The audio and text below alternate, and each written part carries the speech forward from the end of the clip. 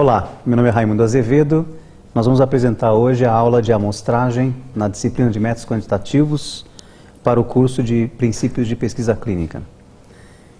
O tema amostragem é central no desenvolvimento de toda a pesquisa, porque dela, da aquisição então da casuística na pesquisa clínica, é que será possível tirar conclusões e efetivamente fazer a mudança eventualmente de condutas.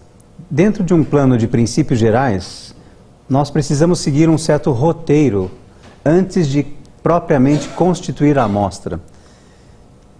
É necessário propor, como nós já vimos, a pergunta a ser respondida, definindo os objetivos da pesquisa. Precisamos formular essas hipóteses de pesquisa e partir da hipótese nula e definir a hipótese alternativa. Nós vamos aqui dar um exemplo, ao longo da aula, será usada essa mesma modalidade para mostrar as diferentes estratégias. Então vamos supor que nosso objetivo seja verificar se o estilo de vida sedentário está associado à ocorrência de proteinúria em diabéticos. Nossa hipótese nula é de que a ocorrência de proteinúria é similar em diabéticos sedentários e naqueles que praticam exercício aeróbio. A hipótese alternativa é de que a ocorrência de proteinúria é maior em diabéticos sedentários do que naqueles que praticam exercício aeróbio.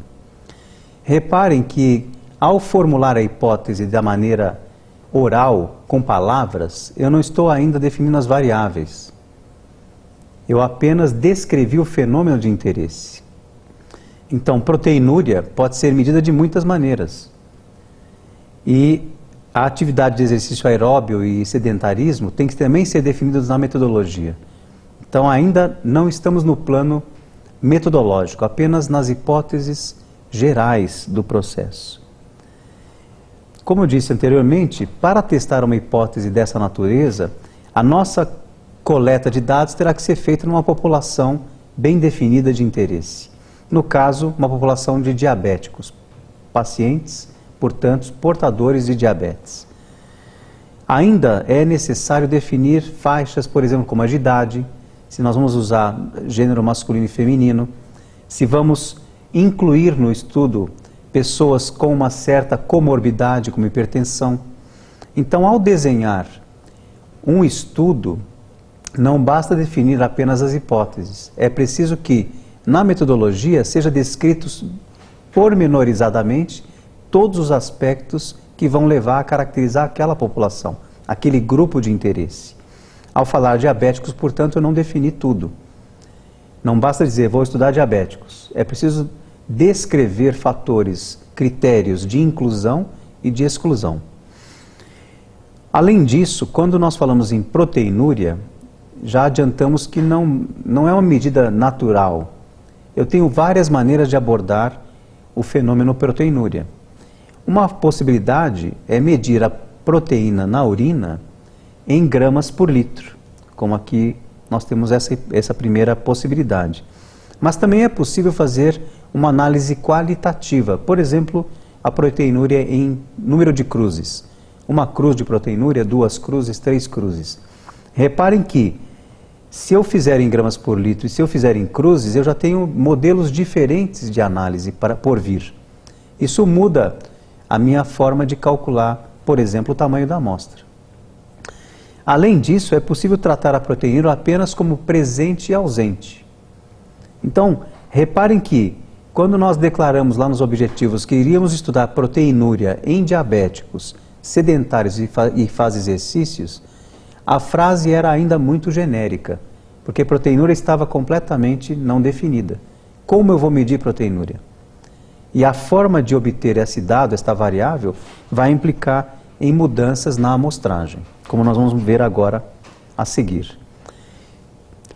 Se a variável escolhida é quantitativa contínua, e no caso aqui gramas por litro tem esta característica, é uma variável quantitativa contínua, o meu teste de hipóteses vai poder se referir à média. Então, a média do grupo sedentário é igual ou menor do que o grupo que faz exercícios físicos. E a alternativa é, a média do grupo sedentário é maior do que a média do grupo que faz exercícios. Então, nesse caso aqui, nós estamos tratando de um teste T para 2 amostras. Se por outro lado nós optarmos por trabalhar a proteinúria em número de cruzes, que é uma variável qualitativa ordinal, o meu teste de hipótese vai se referir ao ranqueamento, né, a um outro tipo de variável secundária que vai colocar em ordem crescente e ranquear os resultados do grupo sedentário e do grupo que faz exercício. E a hipótese nula, portanto, envolve a igualdade, os rankings são semelhantes, ou o ranking dos sedentários é maior do que o grupo de pacientes que faz exercício aeróbio.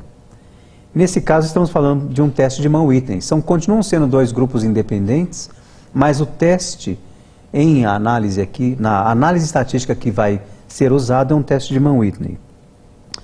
Já no caso de presente e ausente, nos interessam as proporções, porque nós temos uma variável qualitativa binomial, em que as contagens, né, de presente, na proteinúria presente e proteinúria ausente, é que interessam. Portanto, no teste de hipóteses, é a proporção de positividade da proteinúria em sedentários comparada com a proporção de positividade em pacientes que fazem exercício.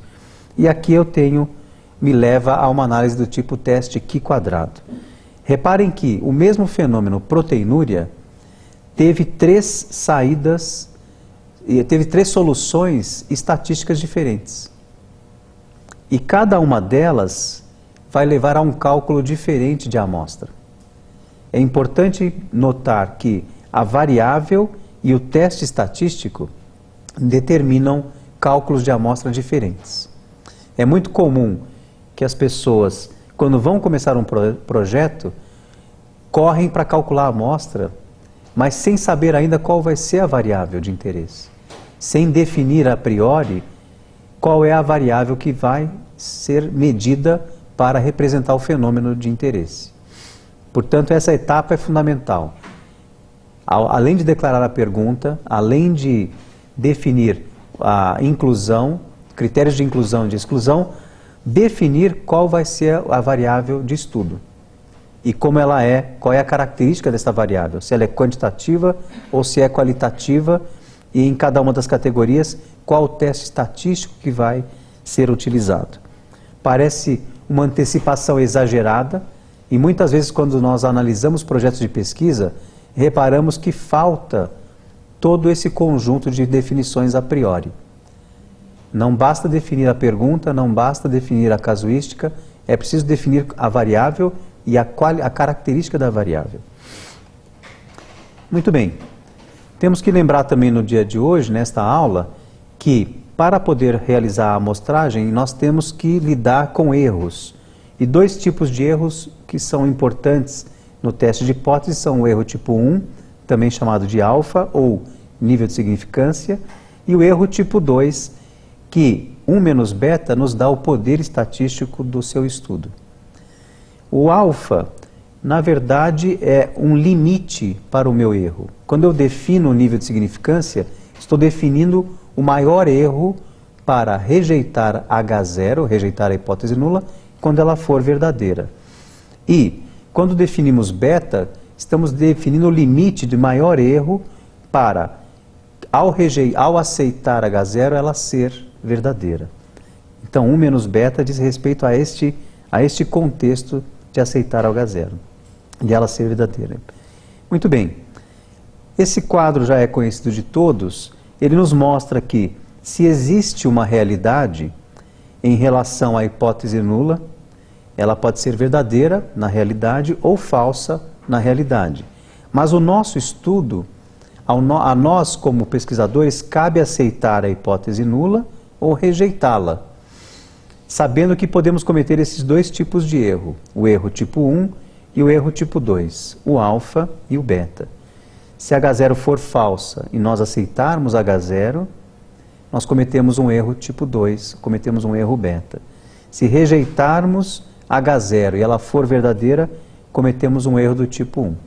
Então, neste braço aqui, nesta diagonal, estão os nossos 2 erros possíveis que nós queremos controlar. Controlar de que ponto de vista? Estabelecendo um máximo para eles. Graficamente, nós poderíamos representar essa situação de rejeição e aceitação de H0 em relação à hipótese alternativa desta maneira. Supondo que nós temos um fenômeno aqui que a curva normal possa descrever, e se nós tivermos dois grupos em comparação, em que as médias são comparadas, nós já sabemos que esta margem aqui é aquilo que nós chamamos de alfa. Quando nós colocamos um alfa, por exemplo, de 5%, estamos pegando a cauda, no caso monocaudal, né, de 5% aqui.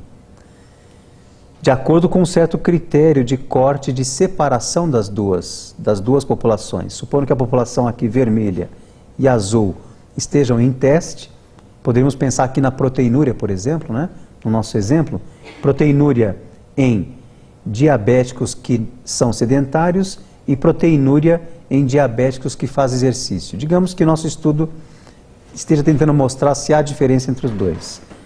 Nós limitamos então um alfa de 5%, portanto estabelecemos um critério aqui, que é representado por essa barra, que corta essas duas curvas nesse ponto. E reparem que, a partir desse critério à esquerda, nós temos um erro do tipo beta que aparece. Vocês já repararam que quando nós mexemos nos critérios, um afeta o outro de certa maneira. É muito difícil reduzir os dois tipos de erros simultaneamente. Mas também temos as virtudes que são representadas pelas áreas brancas. 1 menos beta é o nosso poder do estudo. E 1 menos alfa é a nossa credibilidade em relação a afirmar a hipótese alternativa. Nesse caso, reparem o que acontece quando nós apertamos o valor, ou quando nós separamos as curvas, melhor dizendo. Se o nosso fenômeno não tivesse essas duas médias, mas eu conseguisse médias mais afastadas, eu teria este efeito. Quando as médias se afastam, eu diminuo o erro, o meu valor de P aqui no caso vai ser menor, e o valor de beta também cai. Se eu afastar um pouco mais as médias, eu tenho de novo uma redução ainda maior do valor de P, e o valor do erro beta também cai. Então, à medida que a minha variável se afasta em média nos dois grupos, eu tenho uma diminuição dos erros. O meu problema está quando elas se aproximam, em que os erros são potencialmente maiores. Para diminuir o erro, ou para melhorar a definição, nós temos um conceito central, que é o cálculo do tamanho da amostra. Sempre que nós formos trabalhar com a amostragem, aparece essa necessidade. Qual é a amostra que melhor representará uma certa diferença suposta a priori? Então, quando estudamos uma ou mais variáveis, nós precisamos, além de determinar a análise estatística apropriada e escolher os testes estatísticos para poder calcular o tamanho da amostra, temos que definir o desenho do estudo dessas variáveis. Então, é preciso saber se o meu estudo vai ser univariado, e portanto aqui nós estamos falando de teste T, ANOVA e Wilcoxon. A análise univariada está centrada numa única variável. Se o estudo é um bivariado, e aqui nós temos caracteristicamente o teste Q quadrado, teste exato de Fisher, correlação de Pearson, correlação de Spearman, que então duas variáveis são confrontadas no teste estatístico. Ou teremos uma análise multivariada, com 3 ou mais variáveis, regressão múltipla, por exemplo, análise fatorial e regressão logística. Então também interfere na minha decisão o modelo de análise uni, bi e multivariada, pelo mesmo motivo de que a análise estatística que virá resultará num cálculo de amostra diferente, de tamanho de amostra diferente. Como regra geral, para se calcular o tamanho de qualquer amostra, de qualquer estudo, nós temos que partir da fórmula do erro da técnica estatística envolvida. No caso, eu vou apresentar para vocês o erro padrão da média, que é usado em estudos e técnicas estatísticas que usam a distribuição normal como referência. Então, o erro padrão da média tem esta formulação: o desvio padrão dividido pela raiz do tamanho da amostra. Como nós estamos interessados em calcular o tamanho da amostra, basta definir ou estimar, nós temos uma estimativa temos que ter uma estimativa do desvio padrão esperado para aquele fenômeno e temos que indicar qual é um erro padrão da média a priori. Isso torna muitas vezes difícil um cálculo de amostra, porque eventualmente eu não conheço o fenômeno de maneira muito completa ainda. Eu ainda estou numa fase preliminar. Nesse caso, quando nós não temos ideia do erro padrão da média do fenômeno e nem do desvio padrão, nós podemos lançar mão de um estudo piloto para determinar esses valores.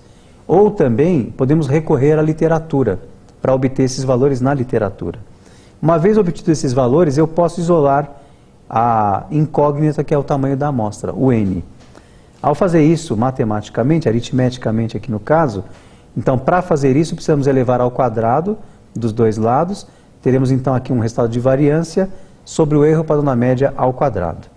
Uma vez isolado o n, nós temos condições agora de adicionar outros dois fatores que são o nível de significância, o z de alfa, e o erro beta, o tipo 2, z de beta.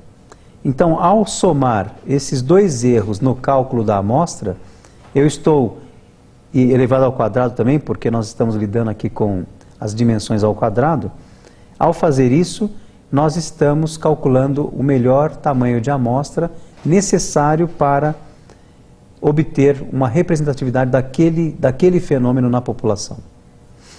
Então, esta é a regra básica. Saímos do erro, que tem fórmula conhecida em cada técnica estatística, e isolamos o termo n, para chegarmos nessa construção. Vamos ver um outro exemplo agora, utilizando o teste T. O teste T para duas amostras independentes. Como vocês devem se lembrar, para realizar um teste T, nós temos esta formulação. A média do grupo A, de um grupo A, né, menos a média de um grupo B, sobre o erro padrão da diferença das médias, o EPMD. Como é que é o cálculo de EPMD? EPMD nada mais é do que a conjugação das variâncias dos EPMs de cada amostra. Então, das variâncias sobre o N de cada amostra. Reparem que o N aparece nesse caso aqui.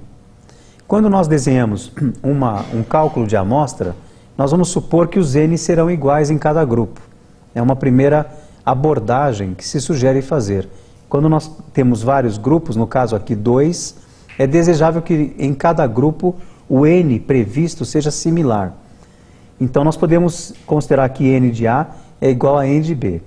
Como nós vamos conjugar as variâncias numa única também, para o cálculo de amostra, nós podemos incluir dentro da chave duas vezes esse mesmo termo. 2 vezes S ao quadrado sobre N. Se os N são iguais e as variâncias são iguais, são conjugadas, nós podemos reduzir a fórmula a este termo aqui, esta formulação. O T, substituído pelo T de alfa mais o T de beta, embutido, portanto, os dois erros aqui, alfa e beta, o nível 1 e o nível 2, tipo 1 e tipo 2, melhor dizendo, e a diferença, a expectativa de diferença, eu já coloco no cálculo de amostra. Então, isso, numa pesquisa clínica, é importante que eu tenha uma pressuposição de que diferença eu espero encontrar. Que diferença é clinicamente interessante ser verificada. Nós não trabalhamos uma pesquisa clínica sem uma intenção. Então, se vamos no grupo A ministrar um exercício físico, por exemplo, no caso do diabéticos e proteinúria, e no grupo B temos um grupo sedentário, eu devo imaginar qual é a diferença de proteinúria que em termos clínicos tem significado e interesse para ser testada. Eu não posso trabalhar sem essa intencionalidade. Eu preciso ter uma intenção clara de diferença. Então, quando vamos estudar qualquer aspecto da clínica, é muito comum o pesquisador colher tudo e depois ver o que deu. Mas um projeto racional pressupõe diferenças a priori. Tem uma intenção de verificar diferenças bem definidas, porque senão o que acontece é o acaso. Então, um estudo bem concebido pressupõe qual a diferença que eu considero clinicamente relevante. Considero que tem importância clínica. Portanto, essa diferença tem que ser embutida já no cálculo amostral. E assim fazendo, agora podemos isolar o n, bastando para isso elevar ao quadrado dos dois lados da equação e isolando o valor de n. Temos aqui então novamente um cálculo amostral que é igual a 2 vezes o valor de t de alfa mais t de beta ao quadrado vezes a variância sobre a diferença ao quadrado. Então reparem que para cada técnica estatística é possível fazer o mesmo raciocínio. É possível isolar o n das fórmulas do teste estatístico que eu estou usando.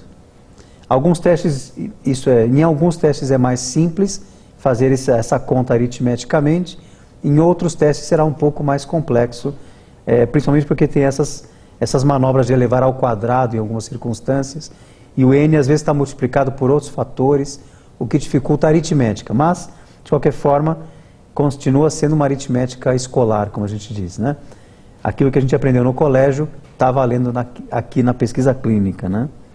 Não é uma matemática muito sofisticada, é realmente uma equação simples e é possível obter de qualquer cálculo, em qualquer técnica estatística para cálculo amostral.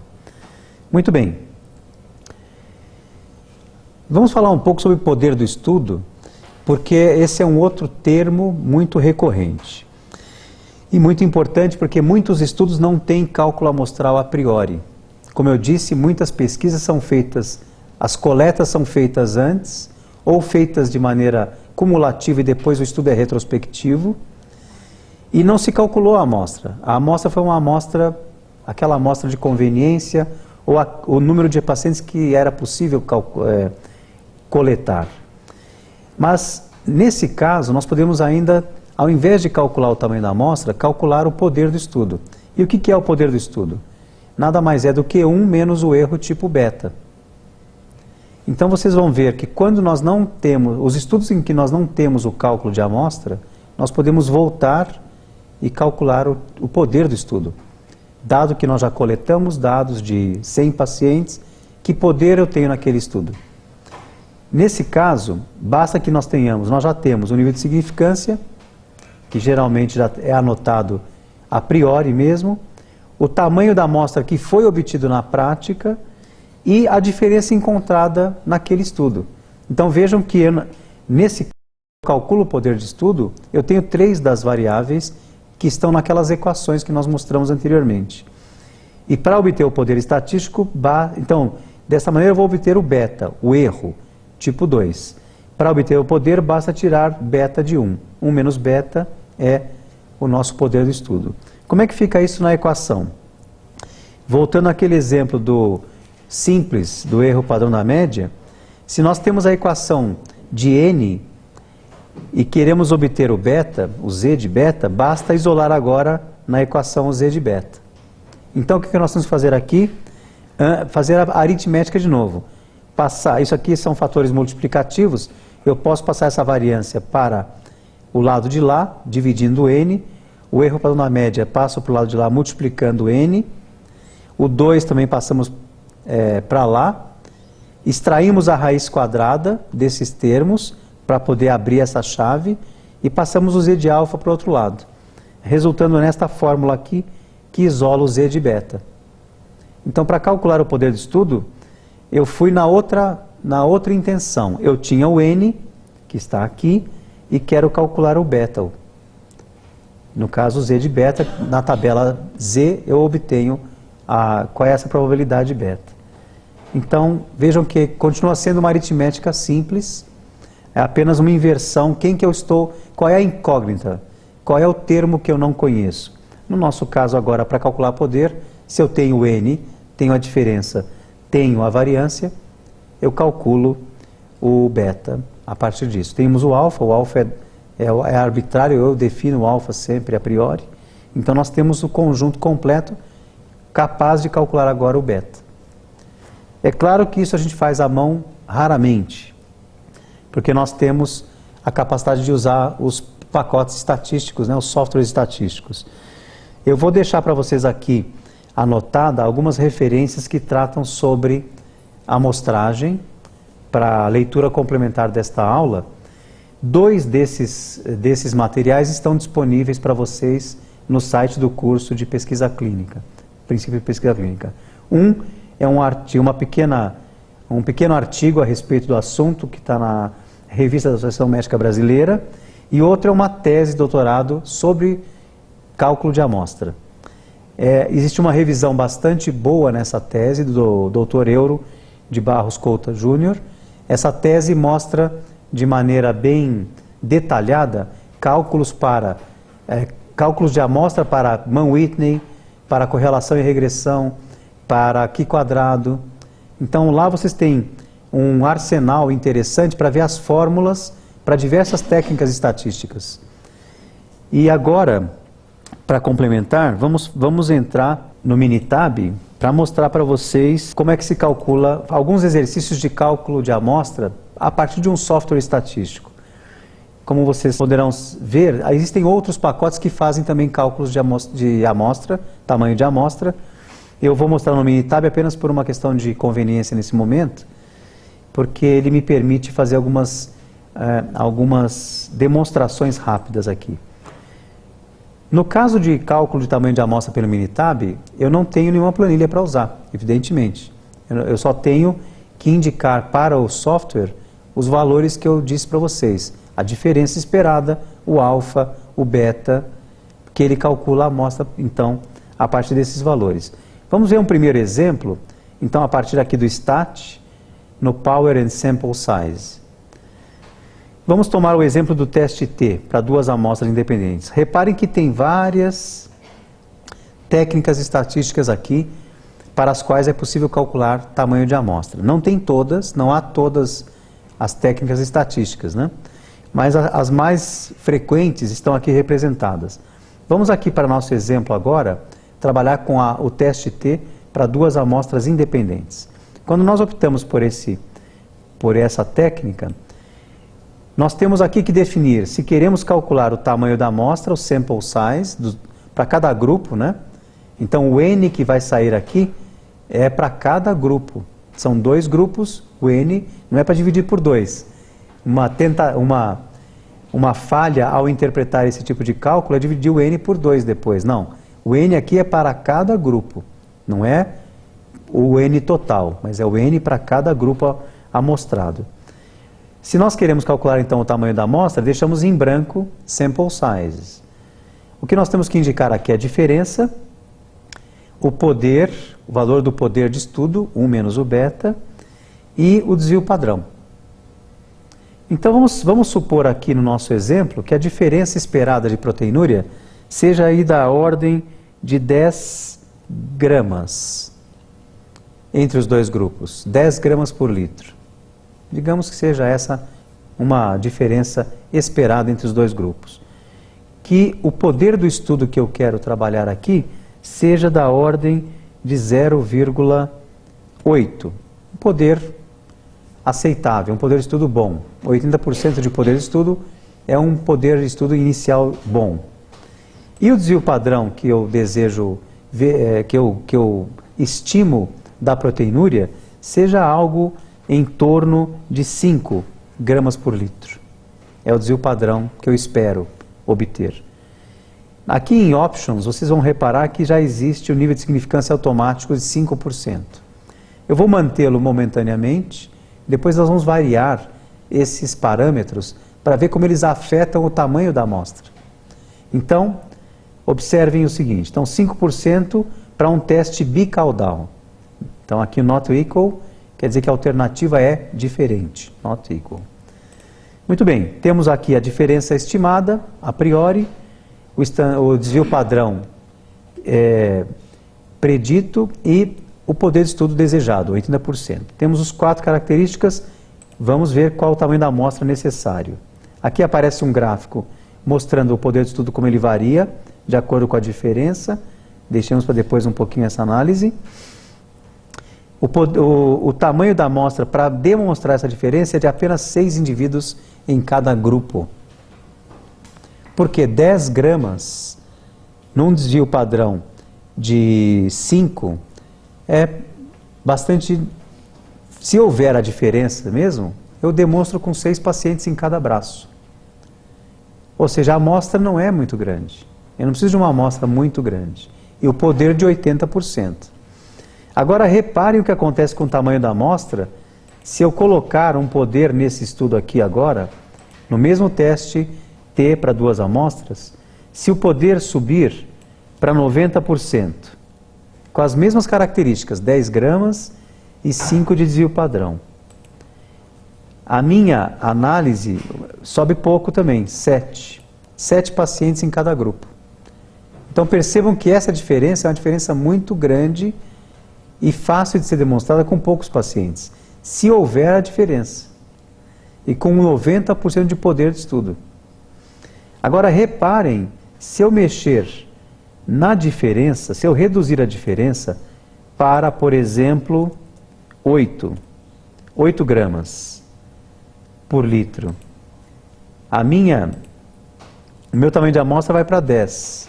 Reparem que cada vez que eu mexo na diferença para baixo, eu aumento o tamanho da amostra necessária.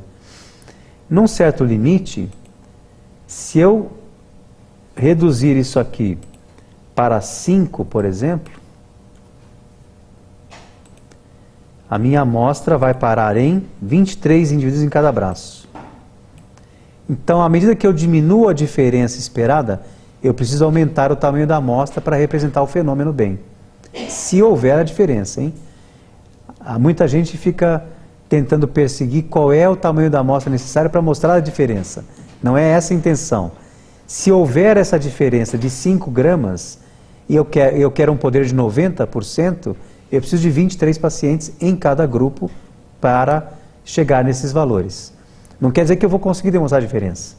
Muita gente tem a esperança, ao ver esta aula, de que achou a mina de ouro. Eu quero mostrar uma diferença, eu vou fazer tantos indivíduos quantos sejam necessários para mostrar a diferença. Não é bem assim, porque pode não ter diferença nenhuma. Não é? Só o estudo vai mostrar se tem diferença ou não. Nós não estamos antecipando o resultado do estudo, mas estamos mostrando como obter uma amostra significativa para representar um fenômeno desta característica, com esta diferença. Tá certo? Então, vejam como é que esses parâmetros interferem no tamanho da amostra para cada grupo. Vamos supor agora que vocês já tenham feito o estudo. Então, não foi calculado o tamanho da amostra, tá certo? Mas eu obtive uma diferença de 5 com um desvio padrão de 5. E eu peguei 10 pacientes em cada grupo. O que eu posso fazer? Bom, já tenho os pacientes, já tenho as diferenças, já tenho o desvio padrão. Então, ao publicar o seu achado, você pode introduzir o poder do estudo. Qual é o poder do meu estudo com 10 pacientes em cada grupo e com uma diferença de 5 gramas e um alfa de 5%, né? O meu poder de estudo é de 56%. Tá certo? Então, com 10 pacientes, se porventura eu tenha demonstrado alguma diferença, né, eu tenho um poder baixo de definição. 56% não é um poder muito bom. É o que eu tenho. Na verdade, assim, é publicável, mas tem esta restrição. Eu não tenho muito poder de definição entre igualdade e diferença. Supondo que eu tenha obtido a diferença, né? Se eu não obtive a diferença, nem adianta mostrar o poder também muito, porque eu não me afirmo em nenhum ponto, né? Nem no P e nem no 1 menos beta. Então, mas é fácil de obter. Uma vez que eu tenha já feito uma coleta, eu tenho a diferença, tenho o desvio padrão, por exemplo, aqui no caso de um teste T, eu posso obter o poder de estudo já realizado. Ok? Então, desta maneira fica fácil de ir nas duas vias, tanto para calcular o tamanho da amostra antes do projeto, ou para calcular o poder de estudo depois de feito o projeto. Ou ele tem que ser interrompido. Muitas vezes um projeto tem que ser interrompido pela metade, mas já foi feita uma certa coleta, eu posso calcular o poder que eu tenho naquele momento. Tá certo? Por forças superiores, eventualmente não é possível concluir muitos projetos. Ou por falta de recursos, ou pelo tempo que há de disponibilidade para recrutar mais pacientes. Às vezes não é possível continuar um estudo. Muito bem. Teste T ficou simples, eu imagino, a demonstração. Podemos fazer agora um teste de duas proporções, por exemplo, que também é muito comum fazer um Q quadrado, né? Uma solução pelo Q quadrado, na verdade, é uma associação de desproporção ou de proporcionalidade dentro da tabela de contingência. Se eu quero calcular o tamanho da amostra, deixamos em branco os sample sizes. Nós temos então duas proporções. Uma que eu vou chamar de proporção baseline, que seria aquela proporção que eu esperaria, por exemplo, caso sejam iguais as proporções na tabela, né? Então, suponhamos que a proporção esperada para uma certa situação, por exemplo, a proporção de proteinúria, a presença de proteinúria em diabéticos que fazem exercício seria da ordem de 60%. Das que fazem exercício, né? Dos que não fazem exercício, dos que não fazem exercício, agora ele vai implicar comigo aqui, eu não posso colocar o número inteiro, é 0,6, é 0,6. O programa trabalha, temos que lembrar que não trabalhamos com a porcentagem, trabalhamos com a fração, né? com o número decimal. Entre 0 e 1, 0,6. Ok. E os pacientes, por exemplo, que são sedentários, será que tem proteína aumentada? Eu acho que vou obter algo em torno de 80%. Portanto, uma diferença de 20%, né, entre 0,8 e 0,6. Comecemos lá com um poder de estudo de 0,8 novamente. O nosso alfa automaticamente já está como não igual. Eu vou tirar o gráfico um pouquinho só, porque ele não é necessário aqui. Então, para uma diferença de 20% entre 0,6 e 0,8, com um poder de 80 e um alfa de 5%, o nosso N necessário é de 82 pacientes em cada braço. Então, para mostrar uma diferença de 20% com um poder de 85 de alfa, eu preciso de 82 pacientes em cada grupo. Nos sedentários e no grupo de que faz exercício. É um número... E veja que a diferença não era pequena, mas no Q quadrado isso explode. Veja como o teste paramétrico do tipo T resolve diferenças de maneira com N's muito pequenos. Se ela houver, se acontecer a diferença, né? Mas no Q quadrado eu vou precisar de uma demonstração com um N maior. Então, o que acontecerá se eu aumentar um pouquinho esse poder de estudo, né? Vamos ver aqui com duas proporções, que é o nosso caso. Suponhamos que eu queira 85% de... Opa, errei aqui o alvo. Aqui era... Ah, não, tá certo. 85. 85% de poder. O que acontece com o nosso N? Vai para 93. Eu subi 5% de poder e aumentei 11 pacientes em cada braço do estudo. Ou seja, vamos ver se isso não deve ser linear, porque essa conta não é linear no cálculo da amostra, mas se eu aumentar mais 5% de poder aqui, vamos a 90, vou para 109, ele é mais explosivo. Então veja que não é linear. Para aumentar 5% de poder, eu aumentei 26 pacientes, entre 35 e 90. Então a amostra cresce consideravelmente, né? Nós não exploramos o que acontece quando eu diminuo o alfa. Porque se eu quiser um alfa mais criterioso, menor do que 5%, eu também posso fazer isso, entrando aqui em opções. Digamos que eu queira um alfa de 1%, um estudo bem caprichado, né? Um critério bem rigoroso. 1% de alfa, o meu N para 90% de poder, com uma diferença de 20% entre as duas proporções, vai para 154. Então veja que, se eu quero critérios de aumentar poder, diminuir o alfa, diminuir o nível de significância, mais criterioso, a minha amostra tem que crescer consideravelmente. E muitas vezes essas situações têm que ser arbitradas, ou seja, tem que ser escolhas diante da realidade. Nem sempre eu posso fazer uma amostragem ideal, porque há certa restrição de recursos, por exemplo. Por isso que nós partimos sempre dos 5% de alfa e 80% de poder de estudo, que seria uma espécie assim de valores a partir do qual eu posso pensar para aumentar poder ou diminuir o alfa de 5%. Esse balanço tem que ser bem equilibrado e tem que ser pensado de acordo com as características do que eu estou estudando. Para cada caso, eu vou ter um alfa e um poder de estudo, um beta, um menos beta no caso, adequados para as minhas necessidades ou para a minha variável em estudo. Tá certo? Bem, eu sugiro então que vocês, como atividade prática, como vocês têm que fazer um projeto para entregar ao final desse curso, trabalhem um pouco com estas ideias que eu mostrei hoje, para que vocês possam, finalmente, né, embutir no seu material e métodos o valor de cálculo de amostra, ok?